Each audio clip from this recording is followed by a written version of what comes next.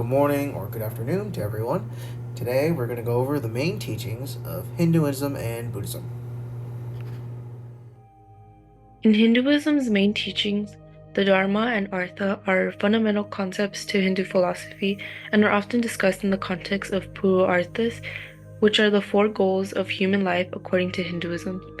The Dharma is a complex and multifaceted concept in Hinduism, as it generally refers to the moral order that upholds the universe and society. It encompasses righteousness, duty, justice, and moral law. The Dharma is considered essential for the well-being of individuals and society, as it often describes as a foundation of life and the universe.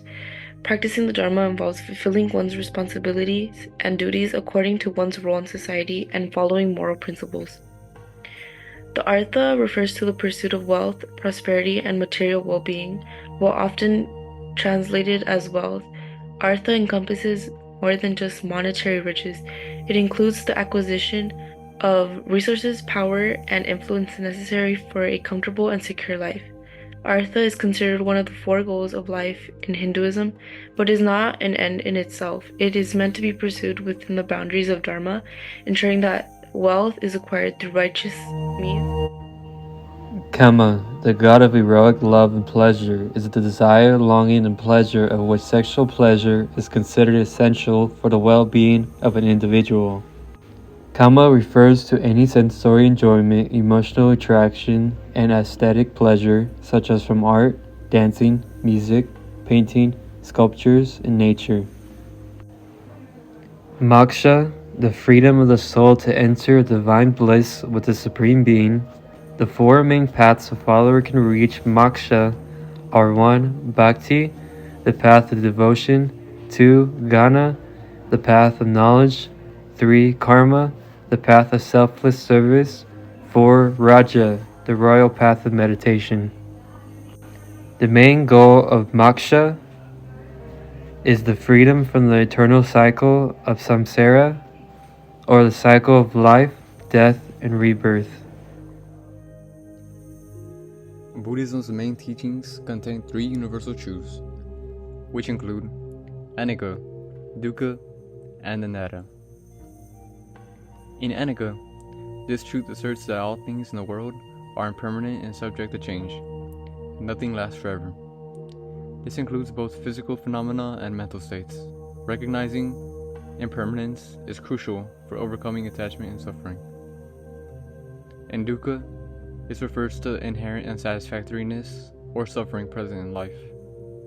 It encompasses not only obvious forms of suffering like pain and sorrow, but also dissatisfaction inherent in all conditioned existence. And as for anatta, it challenges the notion of fixed permanent self or soul. It suggests that there is no enduring essence or self-entity within individuals or phenomena.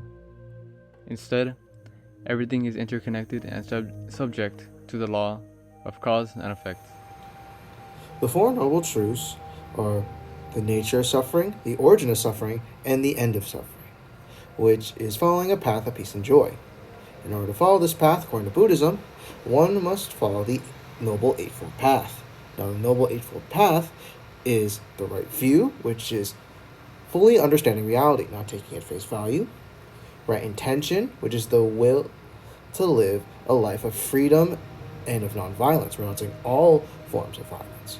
Right speech, which is speaking truthfully and with compassion. Right action, which is living a life of nonviolence. Right livelihood, which is finding a livelihood that is nonviolent in nature. Right effort, which is always in striving to do better.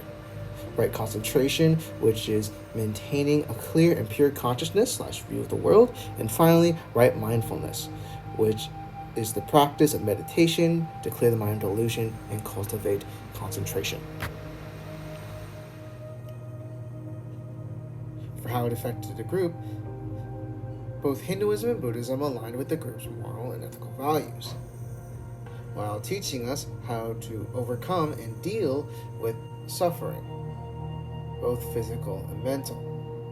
For example, in Buddhism, many of the teachings of the Eightfold Path aligned with the group's morals and values, such as speaking truthfully, living a life of nonviolence, etc., etc. While in Hinduism, the concept of artha, the pursuit of wealth, and kama, living a life of balanced love and affection, align with the group as well. Here we have a painting of symbolic things in both Buddhism and Hinduism. In the middle are two symbols that represent both religions. The top one is the lotus flower, which represents purity, rebirth, and transcendence.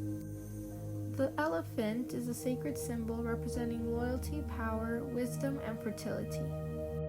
On the left side with the green painting, these symbols represent Buddhism. The two fish on the top are representations of fertility and abundance, as fish produce a lot of offspring. Similarly to Buddhist teachings, the fish are free and have freedom to do as they please, just as everyone can choose their own rebirth lifestyle path. The two on the bottom both represent the Eightfold Path. They signify the wheel of law and the Eightfold Path, which are both ways of living in Buddhism, as it forms one of the main foundations in the religion. Now on the right side with the red symbols, they represent Hinduism. The top one is a swastika sign, and when it is turned right facing as this one, it symbolizes the sun, prosperity, and good luck. When it is the left, it is the opposite, as it symbolizes the night. And the last bottom represents the Om, which represents the universe and the reality of the world. It symbolizes all creation and is one of the most important symbols in Hinduism.